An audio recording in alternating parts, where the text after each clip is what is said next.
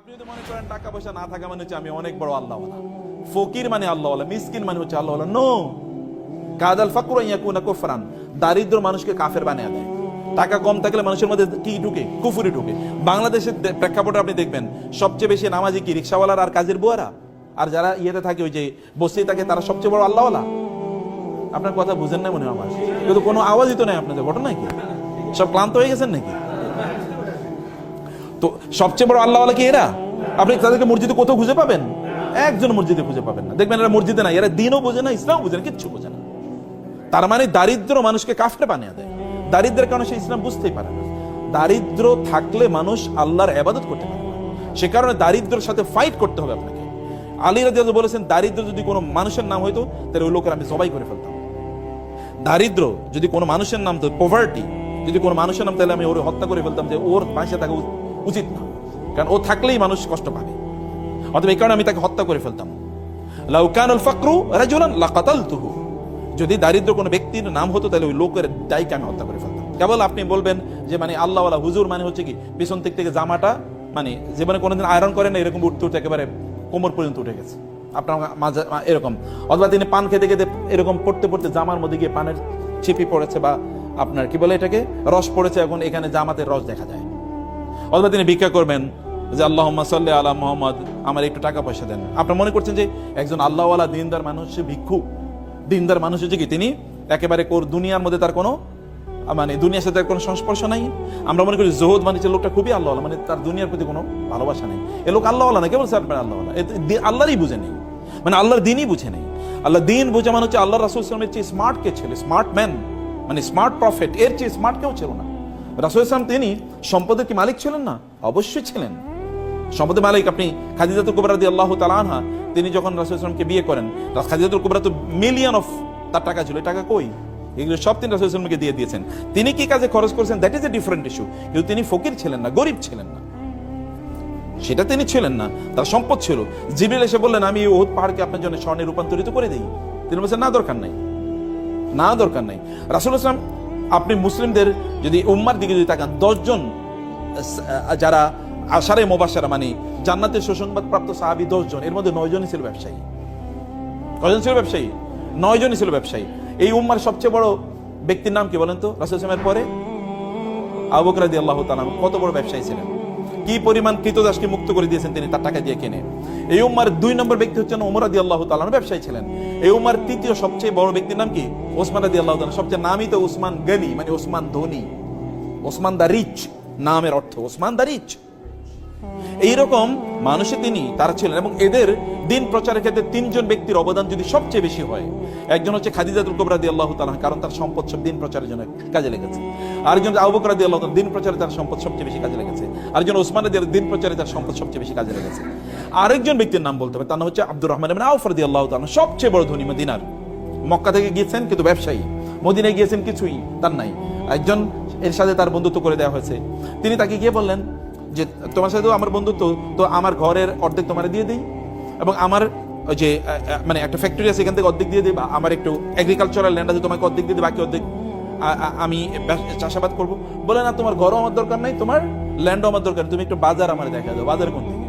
তারা নিয়ে গেলেন বাজারে। বাজারে যাওয়ার পরে তিনি অন ক্রেডিট জিনিস নিলেন। অন ক্রেডিট মানে ওই যে লোকেরা তো দোকানে বসে তারা বিক্রি করতে, তিনি বলছেন ভাই তোমার জিনিসগুলো আমারে দাও, আমি বেচে তোমার টাকা দিই। কত করে দিতে হবে বলো? বলে এত এত করে। এবার তিনি এগুলো নিয়ে আসলেন, ফেরি করে বেচতেছেন, ওই বাজারে তিনি বিক্রি করছেন।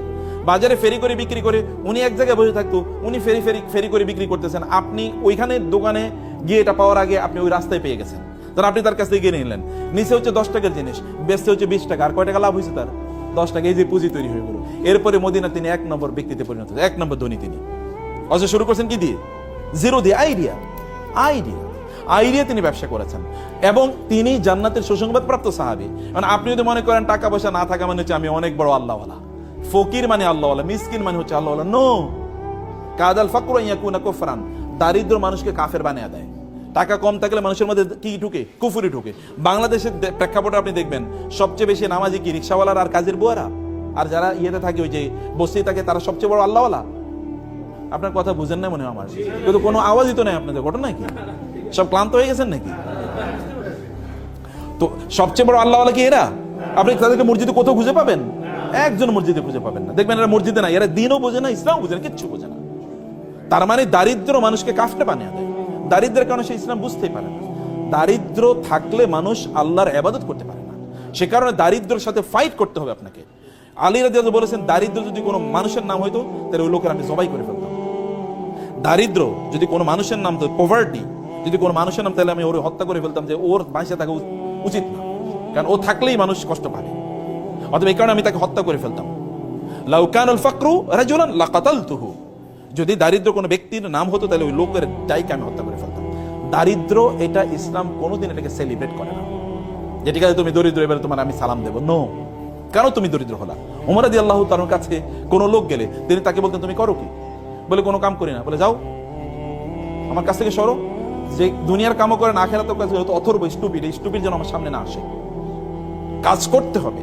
আল্লাহ সুবহানাহু ওয়া তাআলা এই দুনিয়া নিয়ন্ত্রণ করার জন্য আপনাকে পাঠাইছেন, দুনিয়ার মালিক হওয়ার জন্য আপনাকে পাঠিয়েছেন। এখন আপনি দুনিয়ার মালিক হবেন না, আপনি দুনিয়ার স্লেভ হবেন। কেমন করতে হবে? আপনি দুনিয়ার দাস না, দুনিয়ার দাস না, আপনি দুনিয়ার প্রভু, মানে আপনি দুনিয়ার লর্ড, আপনি দুনিয়ার কি মালিক। দুনিয়া আপনি নিয়ন্ত্রণ করবেন, আপনাকে মালিক হিসেবে আল্লাহ তাআলা দুনিয়া পাঠিয়েছেন। তাহলে দুনিয়ার মালিক হওয়ার জন্য করণীয়, দুনিয়ার মালিক হওয়ার জন্য করণীয় হচ্ছে আপনাকে টাকা সম্পদ ইনকাম করতে হবে। আমরা চলেন এবার ব্যাংক ডাকাতি করি নাকি? কারণ অনেকে তো ব্যাংক ডাকাতি করে তো টাকা পয়সার মালিক হয়েছে, নাকি করে নাই? আপনাকে সম্পদের মালিক হওয়ার জন্য আপনাকে করতে হবে হলো হালাল উপায়ে আপনাকে সম্পদের মালিক হওয়া লাগবে।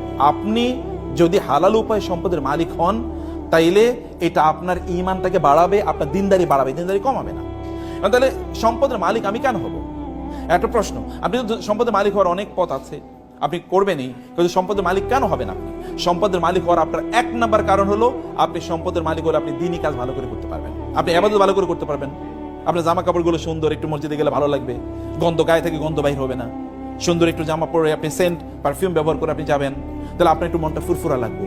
আপনি নিজের আপনার পরিবারকে বাসায় গেলে আপনার ওয়াইফ বলবে না, তুমি কি আজকে মাছ নিয়ে আসছো? নিয়ে আসো না, যাও দরজায়, আজকে দরজায় খোলা হবে না।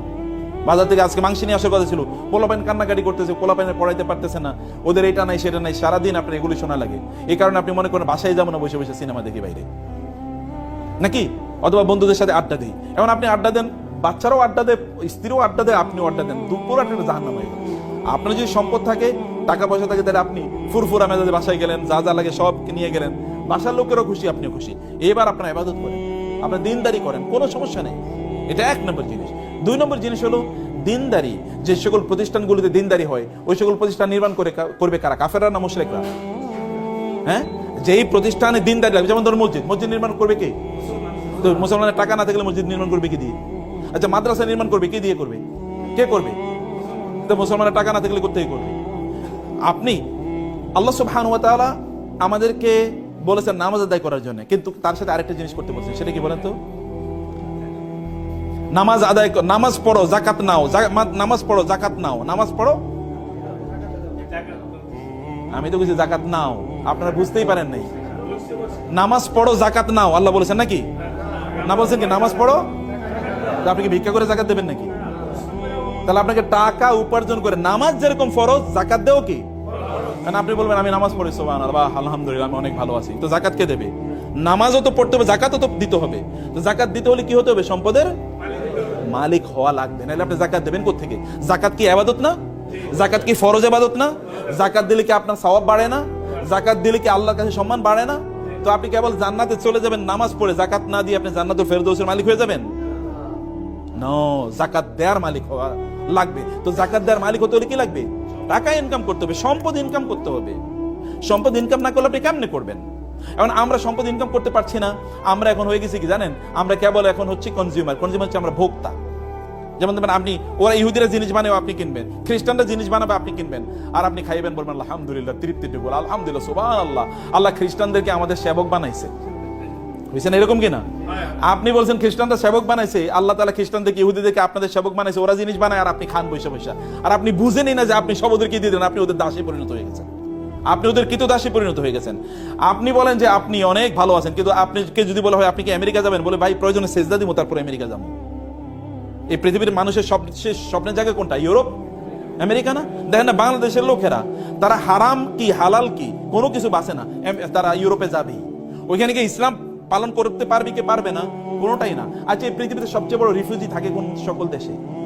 ইউরোপ আমেরিকাতে সবচেয়ে বড় রেফিউজি, সবচেয়ে বেশি অ্যাসাইলাম মানুষ যায় কোথায় থাকার জন্য? ওইখানে। ওয়াও, এটাই তো দেখি জান্নাত। তো এই জান্নাত বানানোর কথা ছিল আপনাদের।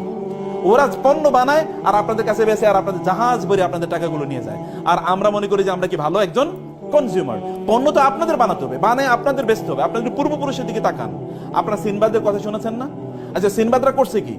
সেই আরবের লোকেরা যদি মনে করতো যে আমরা আরব দেশে থাইকাই আমরা কি কেবল দিন প্রচার করবো, তাহলে কি আমরা মুসলমান হইতাম? আচ্ছা, আরব দেশের লোকেরা এখানে আসছে কিভাবে?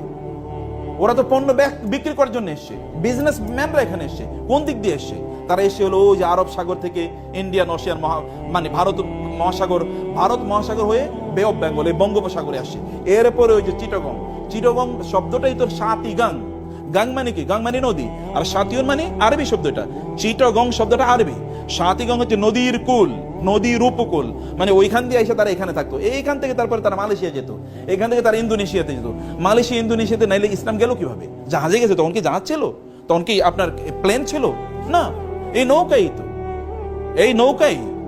এই নৌকা দিয়ে তারা বড় বিশাল বড় ইয়ে ছিল, কি বলে, পাল। এই পাল তোলা নৌকা বা জাহাজে তারা এখানে ইসলাম নিয়ে এসে পণ্য বিক্রি করতে এসে, কিন্তু পণ্যের সাথে তারা কি বিক্রি করছে? তারা ইসলাম সেল করেছে পণ্যের সাথে। পণ্য কিনতে গিয়ে লোকেরা দেখলো এত ভালো মানুষ, তো দেখি ফেরেশতা, এরকম লোক তো আর কোথাও দেখি না। এত ভালো মানুষ পণ্য বিক্রি করতে এসে, কিন্তু এরা কি এসা ইসলাম প্রচার করে গেছে। ব্যবসায়ীরা ইসলাম প্রচার করছে। আমার মতো এরকম আপনি শাহজালাল শাহপরান কয়জন এসছে? কিন্তু তার চেয়ে বেশি, হাজার গুণে বেশি এসে কারা? ব্যবসায়ীরা। আপনি বলেন তো, আপনার এলাকায় দুজন দোকানদার আছে। একজন দোকানদার গেলেই আপনাকে জিজ্ঞেস করে, ভাই আসসালামু আলাইকুম, কেমন আছেন, বাসা সবাই ভালো আছে, আপনার কোনো সমস্যা নাই তো? ভাই কোনো সমস্যা থাকলে আমাকে বললেন, এবং সবচেয়ে ভালো পণ্যটা দেয়। আরেকটা লোক আছে খিটখিটে, প্রচন্ড খিটখিটে, গেলেই আপনার সাথে রাগ করে কথাবার্তা কয়, এবং আপনি 3 বার কথা বললে 1 বার শুনে। আপনি কার কাছে যাবেন? যে সালাম দেয়, কথাবার্তা শুনে, এই লোকটা তো ভালো, তার সাথে গল্প করবেন, তার মতো হতে চাইবেন, বলে আপনার সন্তান বলবেন ওই লোকটার মতো, দেখো না কত সুন্দর করে কথাবার্তা বলে। মুসলমানরা তো সেই কাজটাই করছে, জিনিস বেচছে, কিন্তু লোকেরা দেখলো আরে এরা তো দেখি আমাদেরই লোক। এই আপনার বিপদ, তাড়াতাড়ি তাকে হসপিটালে নিয়ে গেছে। আপনার ওয়াইফের সমস্যা, তাড়াতাড়ি তোর ওয়াইফের পাঠিয়ে যায়, দেখা তো তার বাচ্চা হবে, একটু তুমি তাকে হেল্প করো তো। মানুষ দেখলো এরাই তো সবচেয়ে ভালো মানুষ।